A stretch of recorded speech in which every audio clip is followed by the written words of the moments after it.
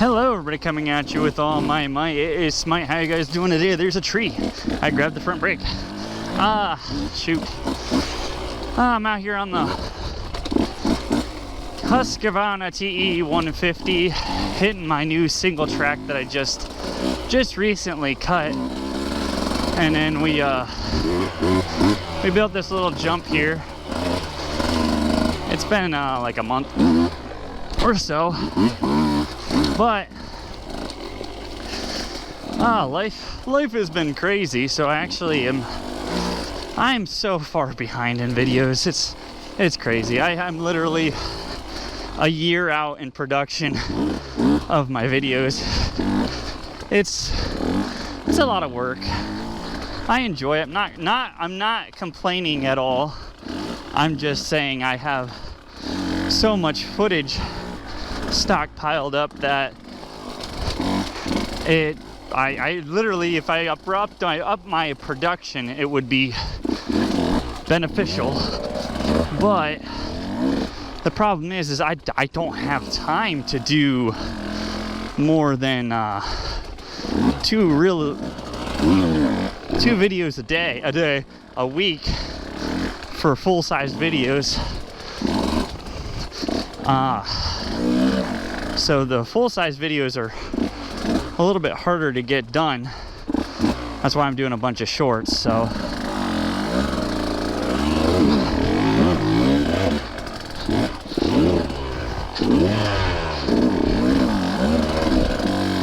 it's a little tight down here for this track, and I didn't notice that I was in second gear, which hindered my ability slightly. So I really should up the production, but I lack the capacity. So looks like one a year, 2 videos a week. It's about all I could do. 3 shorts a day for now. But I did want to get out and do some riding. I always enjoy riding. Doing little jumps. I'm breaking in the new single tracks. We're gonna go up and then down the other way.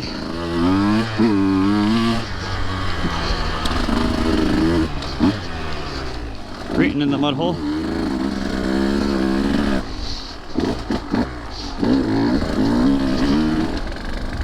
So one of the questions I got after riding the 250 beta was I gonna upgrade to the 250?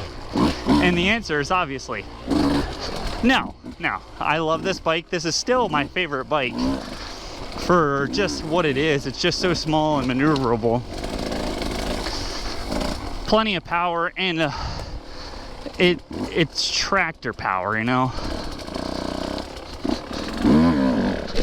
That one was probably my best crossing that I've done on that log, which isn't saying much, but I had to.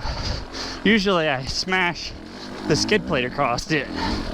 That one I kind of pulled up the front and rode over it. It's all just relative getting back into riding. I don't ride as much as I wish I could.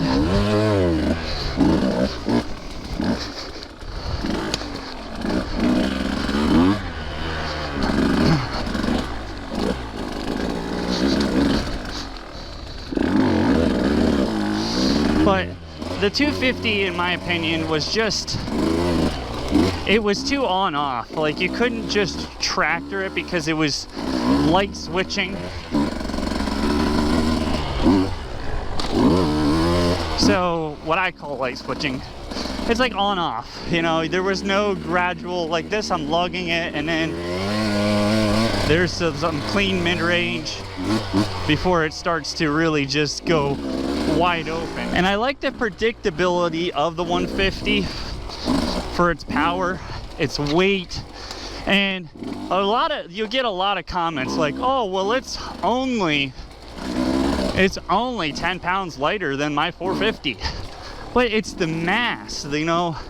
The 450s are generally And that's a class. Anything above 400 cc's, we're gonna just call a 450. They're top heavy. They just feel so much more top heavy than this does. Not as clean as last time.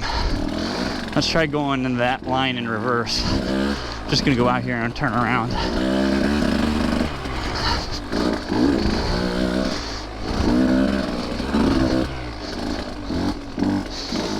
But for the two-stroke, not to mention, I don't think the Beta that I rode, I don't think that was fuel injected yet. I don't know if Betas are fuel injected. I didn't do too much research at the time of purchasing because I was a 24. This is a 23, so obviously old hat. But I have 20 hours on the bike now, and by far still my favorite bike. It's just so much fun. It's like a toy. Oh, my legs aren't long enough. I say that. Look, there's a hole there. All right.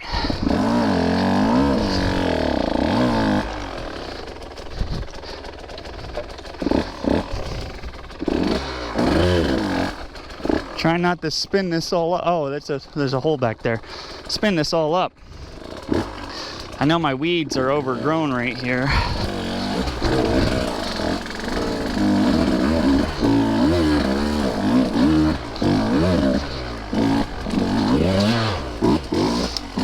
And then this, I haven't really got this one all cut out yet.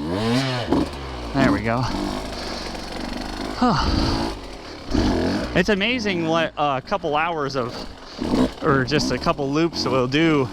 Like, I haven't been on this in about a month, this trail, but me and Dad ran it in pretty good, and it's amazing what will stick, you know, once you just run bikes across it a couple times, like this one. Holy crap, this one in the woods here, this one stuck pretty nicely. Not to mention, see, everybody, I have a lot of like mountain bike haters now and hikers like on my shorts that don't understand the whole concept of me owning my own property. Granted, this is not my property, but they just don't understand it because they're like, oh, you're just destroying the path for the wildlife, and they're never going to accept that you're chasing out the animals. You're ruining their habitat. They love this. They are literally using this trail for themselves. You walk back here, because I did walk back here just to check when I didn't have time to ride one time, and there's just crap, literal crap, and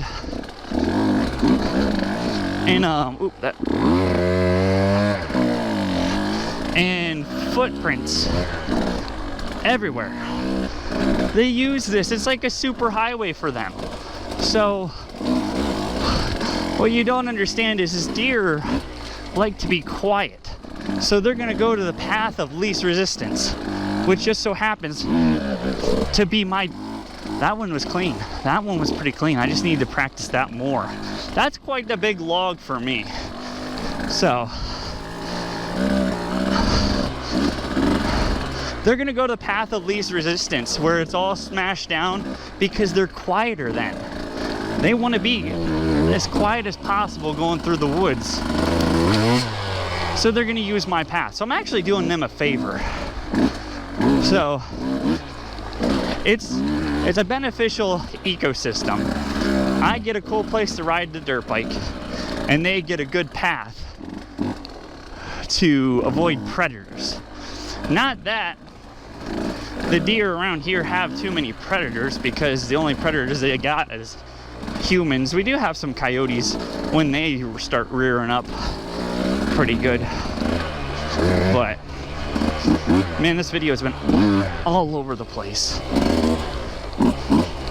I I can't stick to one topic.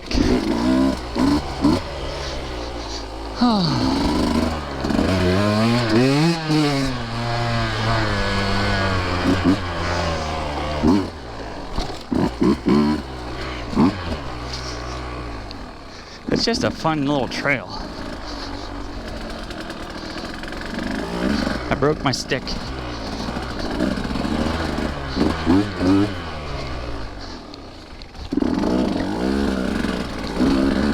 I honestly, I'm not a fan of, just because I'm not good at it yet, I need to find a bypass for this trail.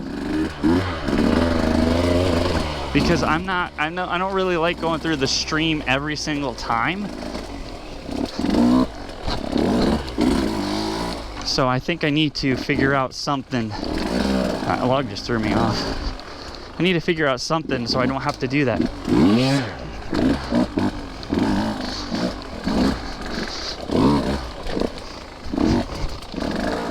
Yeah, this stream section is tricky.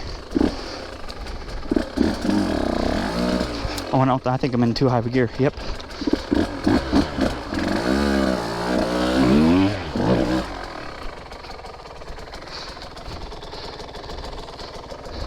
Just enough that I could push it up over.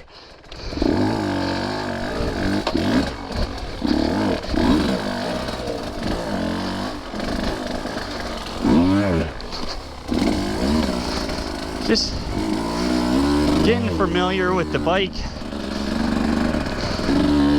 You should say, well, you have 20 hours on the bike. How are you not familiar with it yet? And to that I'll say, I am actually pretty familiar with this, but 20 hours is not 100 or 1,000 miles. It's only about 200 miles on this. Yeah, I have 260 miles that I've rode, which pairs in comparison to what I've done on the big wheel or my GS. I just need to hold it out longer. I'm getting the front end over. I'm not hitting the middle. So that's part of the challenge. Hopefully I don't pop my tire on that pricker bush. Yeah, I need to figure out something else in through here too. There's so much real estate that I could be using.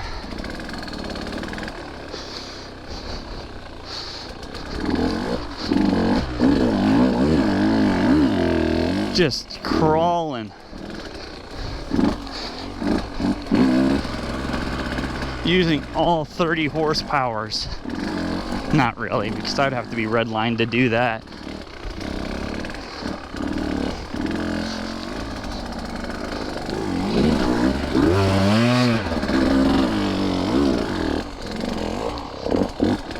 It's amazing what you can do with just a gentle touch on this thing. It's a very forgiving bike.